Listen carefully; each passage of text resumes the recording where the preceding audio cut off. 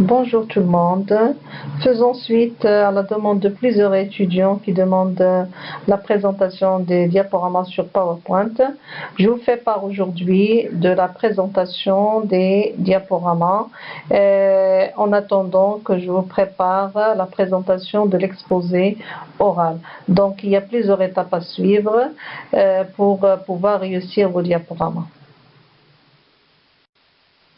La première des choses à faire après le lancement de votre PowerPoint, c'est de créer la première dia et vous commencez à la redimensionner. Comment la redimensionner? C'est-à-dire passer par création et vous allez à mise en page tout à fait à gauche de l'écran et vous allez avoir une boîte de dialogue dans laquelle vous précisez largeur, hauteur, numéro à partir, la disposition portrait au paysage, le commentaire portrait au paysage, parce que la présentation normale s'affiche à 4:3 et je dois la redimensionner en fonction de mon écran. Donc c'est pourquoi la première des choses à effectuer est de redimensionner sa présentation qui va être appliquée pour toutes les dias. La deuxième des choses que vous faites, c'est le choix du thème. Le thème permet d'harmoniser le design de votre PowerPoint via les arrière-plans. Donc la même chose, je vais cliquer sur création et je vais avoir différents thèmes.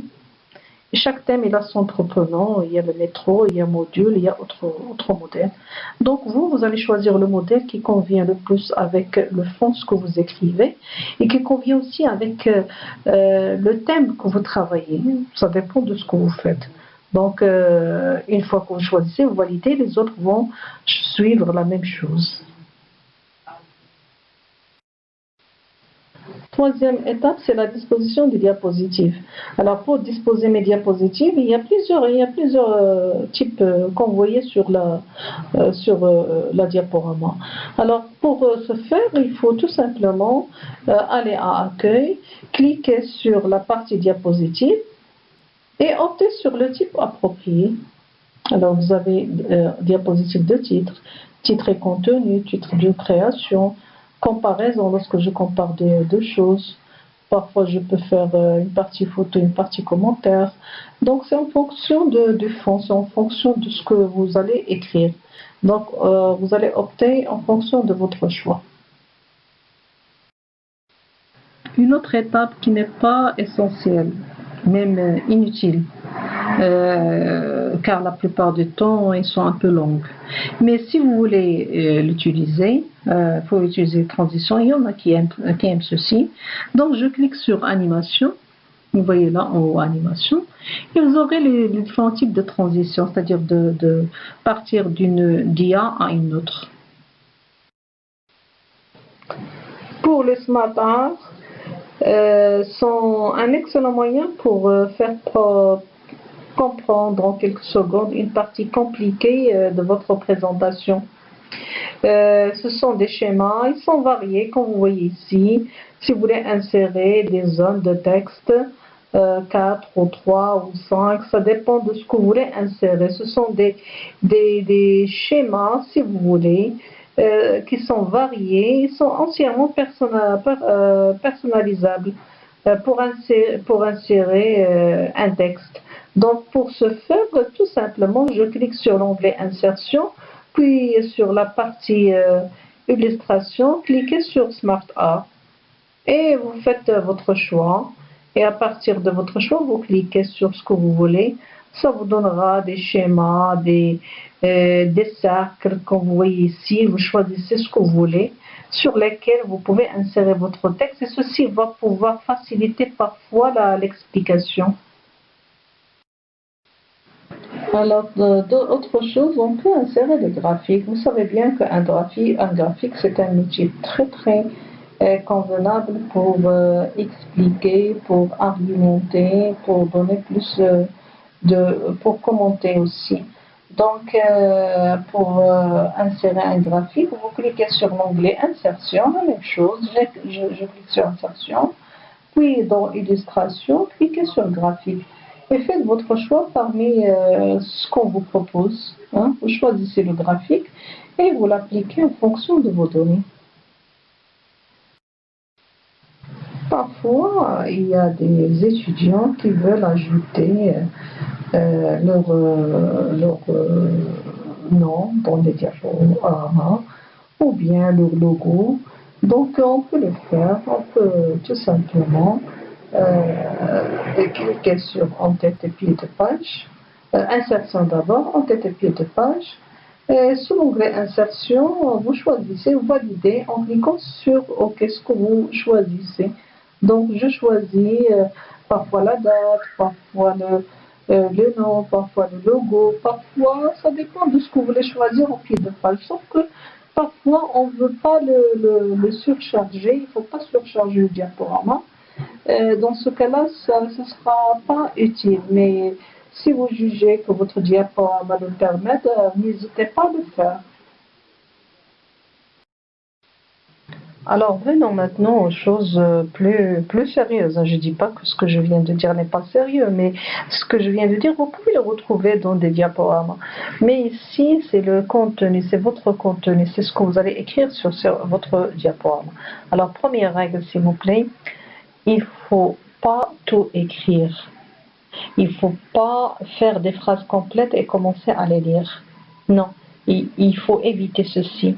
Il faut se contenter de donner l'idée principale, donner un mot-clé, donner par exemple une illustration sous forme de graphique ou sous forme d'image ou sous forme de smart art, ce que je viens d'expliquer maintenant, et vous commencez à argumenter parce que vous êtes devant un jury.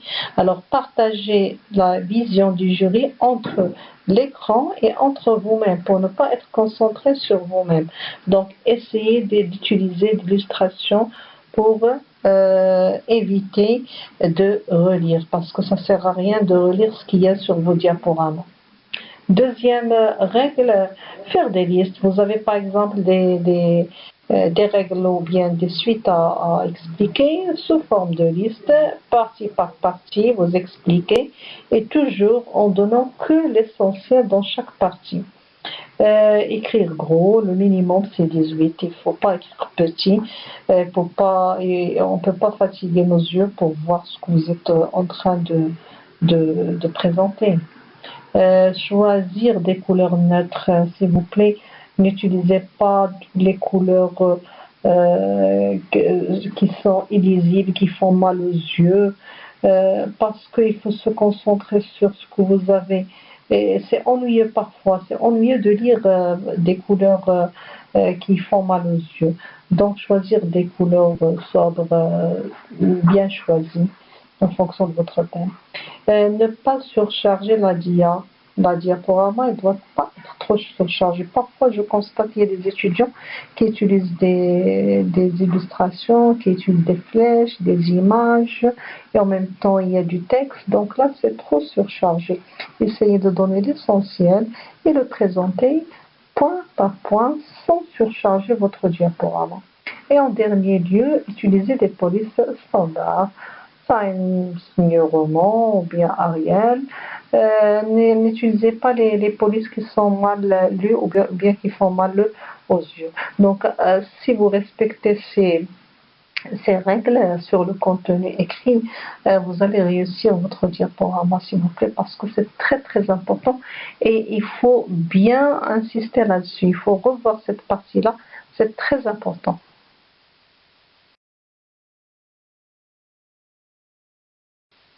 Une fois vous terminez le contenu écrit, il faut passer aux animations. Je dirais sur des animations ce que j'ai dit sur les transitions. Une animation, c'est une manière de déconcentrer le public, déconcentrer le membre de jury, c'est-à-dire pour un petit peu changer la concentration envers vous, vers l'animation. Donc choisissez une animation en fonction de la partie outil, animation. Il y a soit estampé, soit entrée brusque, soit il y a différentes animations que vous pouvez choisir. Choisissez celle qui vous convient, mais attention. Sont trop exagérées, s'il vous plaît. Essayez de ne pas en abuser. Et la dernière étape, c'est la vérification de l'orthographe. Il faut revoir vos diaporamas. Ne laissez pas de fautes. parce que ça dévalorise votre travail. Si vous n'arrivez pas à le faire seul, vous faites appel au correcteur automatique. Cliquez sur révision, comme vous voyez sur la dia. Et vous allez cliquer sur correcteur automatique. Regardez, j'ai ici fait diaporama avec un T. Et j'ai demandé le correcteur automatique. Il m'a donné diaporama, soit singulier, soit pluriel. Donc, il n'y a pas de raison de trouver ou de retrouver des fautes dans vos diaporamas. Et ainsi, vous allez terminer votre présentation. Alors, j'espère que c'est clair et j'ai pu répondre à la demande des étudiants qui demandent la présentation du diaporama.